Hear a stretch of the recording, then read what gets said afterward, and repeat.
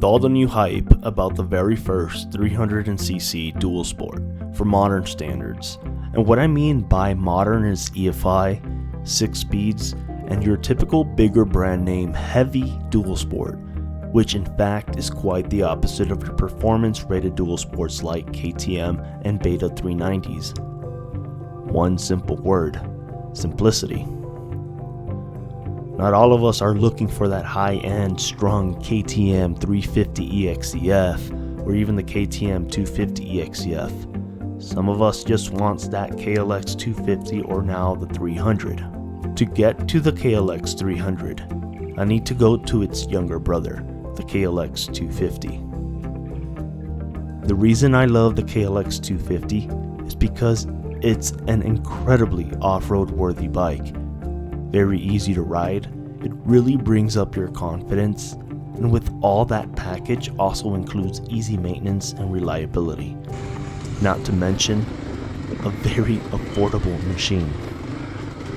I am telling you now, I don't treat my KLX250 very well, and it still manages to hang with me and be reliable.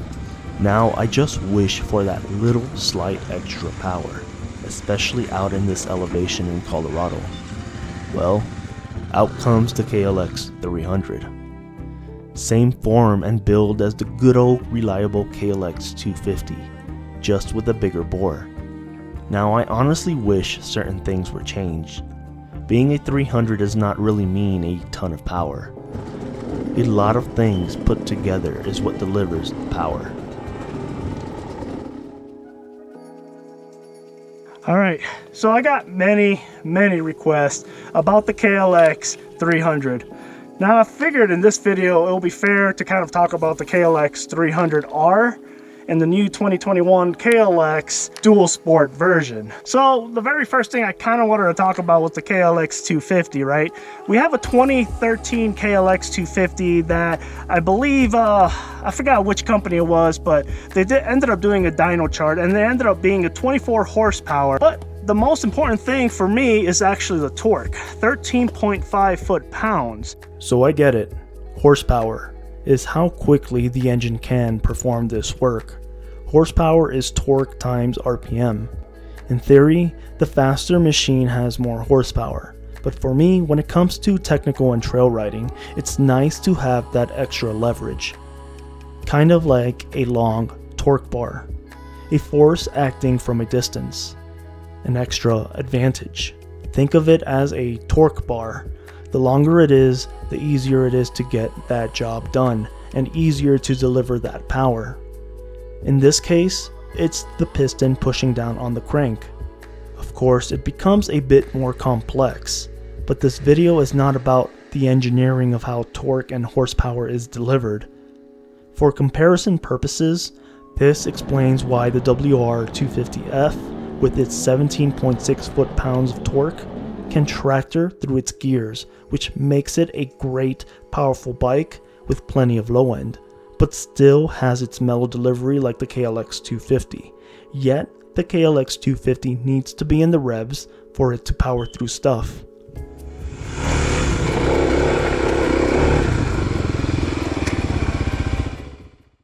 So now, as far as the new 2018s and the 2019 KLX250s, they got 21.5 horsepower, and actually the foot-pounds is around 15.1, so it's a slight increase in torque right there, but lower horsepower. Now, the moment you guys all been waiting for is the KLX300 Dualsport, not the R. Now the KLX300 Dualsport is actually, I'm a little bit disappointed on it because being a 300, you know, obviously it got a bigger bore, it has slightly bigger compression, 11.1 to 1 ratio, and the only thing kind of different with the KLX300, it does have the same exact cam profile, which I was hoping they did kind of update that because, you know, with upgraded cams, you'll definitely get a lot more power. But however, the KLX300 has 26 horsepower and 17 foot-pounds of torque. So it is quite a slight increase. So you might be asking yourself, now there's two KLX300s. There's the KLX300 Dualsport model,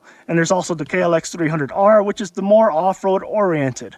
In certain states, you can legalize it. You can't street legalize it like Colorado and certain other states. However, you might be asking, what is better for you? What if I can't plate the KLX300? So what's awesome about the KLX300R, it's 282 pounds. Maybe I'm going to give it some extra weight, 285 with some fluids and all the basic stuff. The power of the KLX300 is actually 28 horsepower, but it's an impressive 19 foot-pounds of torque. That is quite the difference compared to the earlier models of the KLX300 and even the 15 foot-pounds for the 2018 model. And the 2019s, I think they're about the same power. So you got a KLX300, you can legalize it. It is a little bit heavier.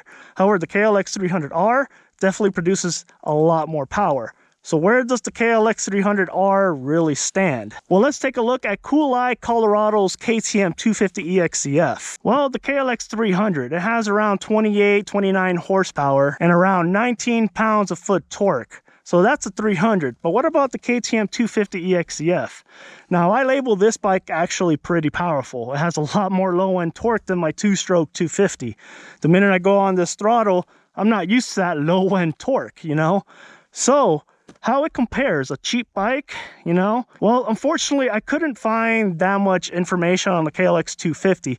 So the 350 was around 34 horsepower and 22 pounds of foot torque. So I'm guessing, let's shut off a little bit of horsepower and pounds of foot torque. I'm guessing it's going to probably be around 28, 29 horsepower and probably around the same torque as the KLX 300. So you're getting a KLX 300R, similar power to the KTM 250 EXC-F. Now, I did roll the KLX 300 quite a few times, but unfortunately not trails like this. And the KTM 250 EXC-F and the KLX 300, they both had kind of a similar power band, right at the low end, mid-range power. That's where it mostly delivers. So let me clarify some things by what I meant while I was recording. I'm not 100% disappointed in the KLX300 whatsoever. In fact, 27 horsepower and 17 foot-pounds of torque is pretty impressive, especially versus the KLX250 for what it was.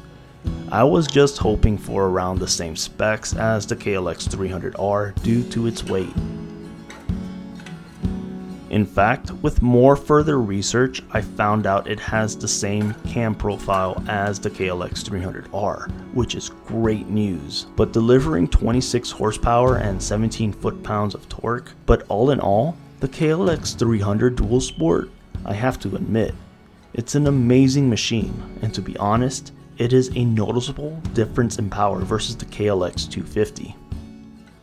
This is the machine to have to whoever wants an off-road worthy machine, yet gentle on the streets, and of course reliability. It should provide a lot more torque, which will require a lot less shifting versus the KLX 250. So now the main news. So now you are back to back with the KLX 300R and the KLX 300 Dualsport. Me riding the KLX 300R, I know it has a similar power band of the KTM 250 EXC-F, which to me, it is all the power you will ever need, plus the fraction of the cost. Yes, it's slightly heavier, but you won't feel that weight once on it. The KLX 300 Dualsport has a slightly different ergonomic feel to instill comfort for road use. Slightly more underpowered versus the KLX 300R, but it will definitely win you over on the streets. Comfort is the main thing to look for here.